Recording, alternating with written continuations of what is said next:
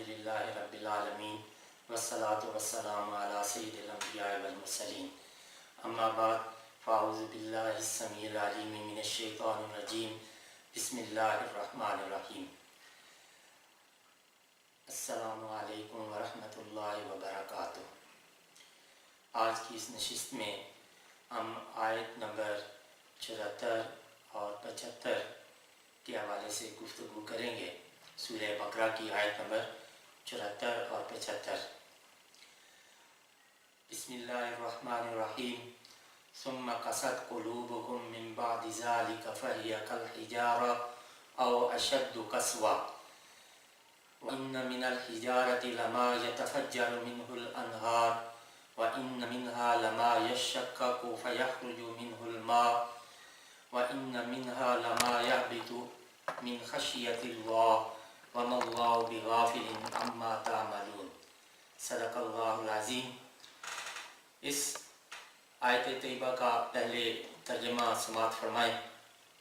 सुम्मा कसत कुलूबुकुम, फिर तुम्हारे दिल सख्त हो गए, मिन बादि ज़ालिका, इन वाज़े निशानियों और मोजज़ात को देखने के बाद, फ़हिया कल हिजारति, तुम्हारे गोया के ये पत्थर की तरह हैं, और अशद्दु कस्वा, या पत्थरों से भी ज़्यादा ये सख्त हैं। व इन्न मिनल हिजारति लमा यतफ़ज्जरु मिन्हुल अन्हार, और बाज़ पत्थर ऐसे हैं कि उनमें उनसे नहरें बहती हैं। व इन्न मिन्हा लमा यशक्ककु फ़यख़्रुजु मिन्हुल मा, और बाज़ पत्थर ऐसे हैं कि जो फटते हैं और उनसे पानी निकलता है। व इन्न मिन्हा लमा यहबितु मिन ख़शियतिल्लाह, और बाज़ पत्थर ऐसे हैं जो गिर पड़ते हैं अल्लाह ताला के खौफ से। वमल्लाहु बिग़ाफ़िलिन अम्मा तामलून, और जो कुछ तुम करते हो अल्लाह करीम उससे गाफिल नहीं है। इस आयत में बनी इसराइल की दिल की सख्ती का जिक्र किया है और उन्हें ज़ज्र व तौबीख की जा रही है कि इस कदर ज़बरदस्त मोजज़े और निशानियाँ देखने के बावजूद तुम्हारे दिल जो है सख्त हो चुके हैं, तुम अल्लाह पर ईमान नहीं ला रहे, और तुम्हारे दिल जो है वो पत्थरों से भी ज़्यादा सख्त हो गए हैं, क्योंकि बाज़ पत्थर ऐसे हैं कि जिनसे जो है वो नहरें फूट पड़ती हैं, उनसे नहरें निकलती हैं, दरिया निकलते हैं। और बाज़ पत्थर ऐसे हैं कि जब वो फटते हैं तो उनसे पानी जो है वो निकलने लगता है। और बाज़ पत्थर ऐसे हैं कि जो खौफ इलाही से, खशियत इलाही से गिर पड़ते हैं। तो यहाँ उनको तशबीह दी जा रही है, पत्थरों की सख्ती के साथ तशबीह दी जा रही है, और ईमान वालों को उनकी मिसाल देकर इससे रोका गया कि उनके दिलों की सख्ती तो पत्थरों से भी बढ़ चुकी है। पत्थरों में भी अक़साम होती हैं, पत्थरों में भी असर पजीरी की सलाहियत होती है। बनी इसराइल अल्लाह की मुसलसल नाफरमानियों में मशहूर रहे, जिसने उनके दिलों को पत्थरों से भी ज़्यादा सख्त कर दिया। क्योंकि पत्थरों की भी अक़साम है, क्योंकि पत्थरों से जो नहरें निकलती हैं और बहने लगती हैं। बाज़ पत्थर फट जाते हैं, उनसे जो है वो चाहे वो बहने के काबिल न हों, लेकिन खौफ खुदा से वो गिर पड़ते हैं। लेकिन इनके दिल ऐसे सख्त हो गए हैं कि किसी वाज़ो नसीहत से नरम नहीं होते। यहाँ से ये भी मालूम हुआ कि पत्थरों में इदराक और समझ है। एक और जगह अल्लाह करीम ने इरशाद फरमाया, तुसब्बिहु लहुस समावातु सबउ वल अर्दु व मन फीहिन्ना व इन मिन शैइन इल्ला युसब्बिहु बिहम्दिही वलाकिन ला तफ़क़हून तस्बीहहुम।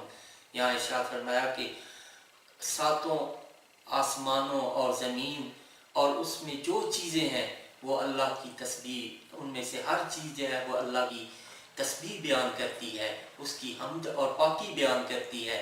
वलाकिन ला तफ़क़हून तस्बीहहुम, लेकिन तुम उनकी तस्बीह को समझ नहीं सकते। सही हदीस में है कि ओहद पहाड़ की निस्बत रसूलुल्लाह सल्लल्लाहु अलैहि वसल्लम ने इरशाद फरमाया कि ये पहाड़ हमसे मोहब्बत करता है और हम भी इससे मोहब्बत रखते हैं। एक और हदीस पाक है, मशहूर हदीस तैयबा, जिसमें हज़ूर सल्लल्लाहु अलैहि वसल्लम एक खजूर के तने पर وہ ٹیک لگا کر خطبہ ارشاد فرمایا کرتے تھے۔ جب منبر بنایا اور وہ ہٹا دیا گیا تو وہ تنہا آپ صلی اللہ علیہ وسلم کی جدائی میں سے پھوٹ پھوٹ کر رونے لگا، اور اس کے رونے کی آواز پوری مسجد میں جو ہے موجود سب لوگوں نے سنی۔ اسی طرح صحیح مسلم شریف کی حدیث طیبہ ہے کہ رسول اللہ صلی اللہ علیہ وسلم نے ارشاد فرمایا کہ میں مکہ کے اس پتھر کو جانتا ہوں جو اعلان نبوت سے پہلے مجھ پر سلام کیا کرتا تھا۔ اسی طرح فرمایا کہ حجر اسود کے بارے میں کہ جس نے اسے حق کے ساتھ بوسہ دیا، یہ اس کے ایمان کی قیامت والے دن گواہی دے گا۔ اسی طرح بہت سی آیات اور حدیثیں ہیں جن سے صاف معلوم ہوتا ہے کہ ان چیزوں میں ادراک اور حس ہے۔ واضح رہے خوف کا تعلق عقل سے نہیں بلکہ حس سے ہے۔ یہی وجہ ہے کہ عقل سے محروم جانور میں خوف کا مکمل شعور ہے۔ جمادات کے متعلق اتنی بات تو یقینی ہے کہ ان میں عقل نہیں ہوتی، لیکن حس بھی نہ ہو اس پر کوئی دلیل نہیں، کیونکہ حس موقوف ہے حیات پر، اور کوئی بعید نہیں کہ جمادات میں بھی حیات لطیفہ کا مادہ موجود ہو اور ہم اس کا ادراک نہ کر سکیں۔